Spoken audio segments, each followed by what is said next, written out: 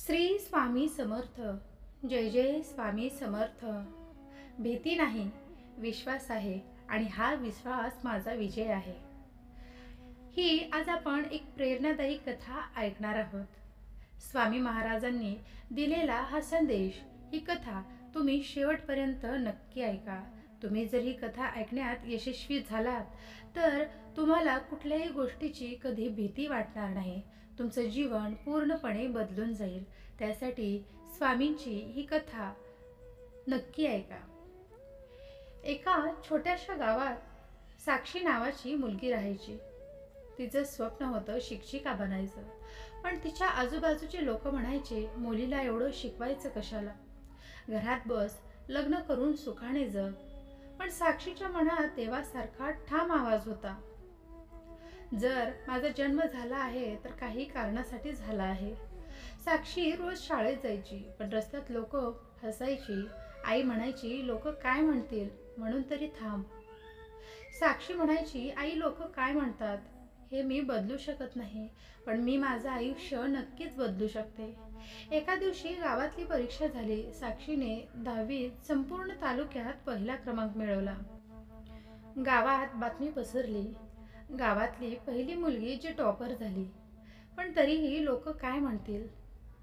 ठीक आहे ना, आता एवढंच पुरे, आता लग्न बघा. साक्षी म्हणाली, देवाने मला मेंदू दिला आहे विचार करण्यासाठी आणि पाय दिले आहेत ते पुढे चालण्यासाठी, मग मी का थांबायचं. साक्षी शहरात आली. तिच्याकडे पैसे नव्हते, म्हणून ती एका चहाच्या टपरीवर काम करू लागली. दिवसा शिकायची, रात्री भांडी धुवायची. लोक म्हणायचे, हे मुलगी शहरात हरवेल. पण साक्षी दररोज स्वतःशी म्हणायची, माझा देव माझ्या आत आहे. जोपर्यंत मी स्वतःवर विश्वास ठेवते तोपर्यंत कोणीच मला हरवू शकत नाही. कॉलेजमध्ये स्पर्धा परीक्षा होती. भविष्य घडवण्याची शर्यत. साक्षीने भाग घेतला. प्रश्न अवघड होते, परिस्थिती कठीण होती, पण तिच्या मनात एकच आवाज, भीती नाही, विश्वास आहे. ती जिंकली आणि पुढे ती MPSC परीक्षा पास झाली. ती गावात शिक्षिका बनून परतली. आज ती साक्षी जी कधी गावातली गरीब मुलगी म्हणून ओळखली जायची, ती आज साक्षी मॅडम म्हणून ओळखली जाते. तिच्या शाळेत आता अनेक मुली शिकतात. ती रोज वर्गात सांगते, तुमचं नशीब कोणी लिहित नाही, ते तुम्ही स्वतः लिहिता, आत्मविश्वासाच्या शाईने. देव म्हणतात, आत्मविश्वास म्हणजे देवावरचा आणि स्वतःवरचा विश्वास एकत्र येणं. परिस्थिती, समाज, लोक हे फक्त परीक्षा घेणारं माध्यम आहे. ज्याने स्वतःवर विश्वास ठेवला त्याचं आयुष्य बदललं. साक्षीसारखं तुम्हीही बोला, भीती नाही, विश्वास आहे आणि हाच विश्वास माझा विजय आहे. तुमचं स्वप्न कितीही मोठं असो, देव फक्त एकच विचारतो, तू स्वतःवर विश्वास ठेवतोस का. जर उत्तर हो असेल तर सगळं काही शक्य आहे. तुम्हाला ही कथा आवडली असेल तर नक्कीच व्हिडिओला लाईक करा आणि कमेंटमध्ये माझा स्वामी आईवर पूर्ण विश्वास आहे असं टाईप करा. बाळा, स्वामी म्हणतात, जेव्हा तलाव पाण्याने भरतो तेव्हा मासे किड्यांना खातात आणि जेव्हा याच तलावातील पाणी संपते आणि तलाव कोरडा पडतो तेव्हा तेच किडे माशांना खात असतात. सगळ्यांना भेटत असते, परंतु वेळ येण्याची वाट पाहत बसायचं असतं. भरतीचा हिस्सा बनण्यापेक्षा गर्दीचे सकारात्मक बना. त्याचे कारण बनायला शिका. नेहमी चांगल्यातून चांगले निर्माण होतं आणि वाईट यातून वाईटच निर्माण होतं. बाळा, अडचणीत असताना परीक्षा तुमचं सर्व काही बघत असते. अडचणीपेक्षा दूर पडणे म्हणजे अजून मोठं अडचणी जाण्यासाठीच आहे. तुम्हाला तुमचे ध्येय गाठायचे असेल तर तुमच्यावर भुंकणारे प्रत्येक कुत्र्यावर थांबून दगड मारण्यापेक्षा नेहमी बिस्किट जवळ बाळगा आणि सतत पुढे चालत राहा. वादळं येतात तेव्हा आपण आपल्या मातीत घट्ट धरून राहायचं असतं. देव म्हणतो, जर तुला चिंता वाटत असेल तर प्रार्थना कर. जर तुला निराश वाटत असेल तर प्रार्थना कर. जर तुला नैराश्य येत असेल तर प्रार्थना कर. तुला तुझ्या अडचणींना सामोरे जावे लागणार नाही. मी तुझ्या सोबत आहे. मागे वळू नका. भांड तुम्हाला एक भागीदार पाठवत आहे, जो तुम्हाला आदर, निष्ठा, प्रामाणिकपणा, आपुलकी आणि बिनशर्त प्रेमाला देवाने मोठे केले आहे. देवा, तू मला कुठे नेत आहेस याची मला कल्पना नाही, पण माझा तुझ्यावर विश्वास आहे. देव तुमच्या विरोधापेक्षा मोठा, तुमच्या आजारातून मोठा आणि तुमच्या शत्रूंपेक्षा जास्त शक्तिशाली आहे. यातून मी तुम्हाला भेटेल. शत्रूने जे काही सोडले आहे ते देव पुनर्जन करणार आहे. तुमची झोप, तुमचे आरोग्य, तुमचे आर्थिक आणि तुमचे कुटुंब. देव म्हणतो, माझ्याकडे तुझ्यासाठी सर्व काही चांगले आहे. तू चांगले कर्म करत राहा. तुझी चांगली वेळ नक्कीच येईल. अजूनही तुम्ही आपलं हे भक्तिमयी चॅनल सबस्क्राईब केलं नसेल तर जरूर सबस्क्राईब करा. व्हिडिओला लाईक करा. देव म्हणतो, माझ्याकडे तुझ्यासाठी सर्व काही चांगले आहे. तू फक्त चांगली कर्म करत राहा. तुझी देखील चांगली वेळ नक्की येईल, कारण मी तुझ्यावर प्रेम करतो.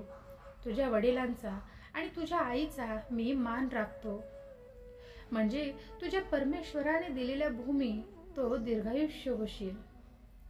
देव नेहमी आपल्याला पाहिजे असलेल्या प्रश्नांचे, प्रार्थनांचे उत्तर देत नाही, परंतु तो नेहमी आपल्याला आवश्यक असलेल्या प्रार्थनाचे उत्तर देतो. श्रद्धा ठेव, तू महान गोष्टी करण्यास सक्षम आहेस. देवाचा संदेश, मी या सगळ्यात तुझ्यासोबत राहिलो आहे. तुला जे काही हवे आहे ते मी तुला दिले आहे. तू कदाचित थकला असशील, पण बदल येणार नाही. मी तुला कधीच सोडणार नाही. तुझे उत्तर येत आहे. तुझा देवावर विश्वास असेल तर स्वामी आई माझं रक्षण कर अशी कमेंट करा. शत्रूंना घाबरू नकोस, कारण तुझा देव, तुझा परमेश्वर तुझ्यासोबत चालणार आहे. नेहमी आनंदी राहा. न थांबता प्रार्थना करा. सर्व परिस्थितीत धन्यवाद द्या, कारण तुमच्यासाठी ही देवाची इच्छा आहे. परमेश्वर तुम्हाला आणि तुमच्या मुलांना वाढदिवस आणि पृथ्वी निर्माण केली आहे. त्या परमेश्वराचा तुम्हाला आशीर्वाद आहे. देव काय म्हणतो तर, देव माझ्या कठीण दिवसात जेव्हा मी स्वतःवर खूप निराश असतो तेव्हा मला आठवण करून देतो की तो माझ्यावर प्रेम करतो. हे माझं बाळ आहे. मला तुझ्या राज्यात आणि तुझ्या मिठीत समाविष्ट केला आहे. आजची प्रार्थना, स्वर्गीय पित्या, ज्या वेळेस आम्ही तुमच्याकडून सांसारिक यशाचा पाठलाग करू दिला आहे त्याबद्दल आम्हाला क्षमा कर. आमची अंतःकरणे कुठे विभागली गेली आहेत हे ओळखण्यास आम्हाला मदत कर. आम्हाला सर्वस्व समर्पण करून आमच्या जीवनात तुला प्रथम स्थान देण्याची बुद्धी दे. आमच्या जीवनात तुझ्या प्रेमाची आणि कृपेची साक्ष असू दे. तुमच्या संयमासाठी प्रार्थना करत राहा. तुमच्या भविष्यासाठी प्रार्थना करत राहा. तुमच्या कुटुंबासाठी प्रार्थना करत राहा. तुमच्या निर्णयासाठी प्रार्थना करत राहा. तुमच्या उद्देशासाठी प्रार्थना करत राहा. तुला वाटतंय की ते अशक्य आहे, पण विश्वास ठेव. जेव्हा योग्य वेळ असेल तेव्हा ते घडवून आणणे म्हणून आराम कर आणि देवावर विश्वास ठेव, कारण सिंहासनाच्या मध्यभागी असलेला खोकरा त्यांचा मेंढपाळ असेल. तो त्यांना जिवंत पाण्याच्या झऱ्यांकडे नेतो आणि देव त्यांच्या डोळ्यातील प्रत्येक अश्रू पुसून टाकतो. देव म्हणतो, जेव्हा तुम्हाला असे वाटते की तुम्ही पुढे जाऊ शकत नाही तेव्हा लक्षात ठेवा की मी तुम्हाला कठीण परिस्थितीतून बाहेर येण्यास मदत केली आहे. तुमच्या संयमासाठी प्रार्थना करत राहा. तुमच्या भविष्यासाठी प्रार्थना करत राहा. तुमच्या कुटुंबासाठी प्रार्थना करत राहा. तुमच्या निर्णयासाठी प्रार्थना करत राहा. काळजी करणे थांबवा. तुझे मन उदास आहे, पण तुझी प्रार्थना देवाला सांग आणि आरामाकडे आराम करा. पडद्यामागे देव तुमच्यासाठी काम करत आहे. जर तुझा परमेश्वरावर विश्वास असेल तर त्याला सांग, मी परमेश्वराची वाट पाहतो आहे. माझा आत्मा त्याची वाट पाहतो आहे. त्याच्या शब्दात मी माझी आशा ठेवतो. देव तुला सांगत आहे, परमेश्वर तुमच्यासाठी लढेल. तुम्हाला फक्त शांत राहण्याची गरज आहे, कारण तो पराक्रमी आहे. त्याने तुझ्यासाठी महान गोष्टी केल्या आहेत.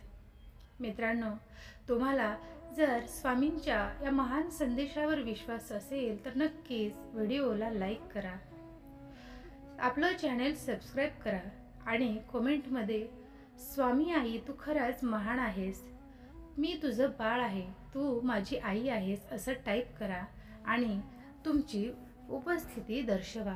श्री स्वामी समर्थ. जय जय स्वामी समर्थ.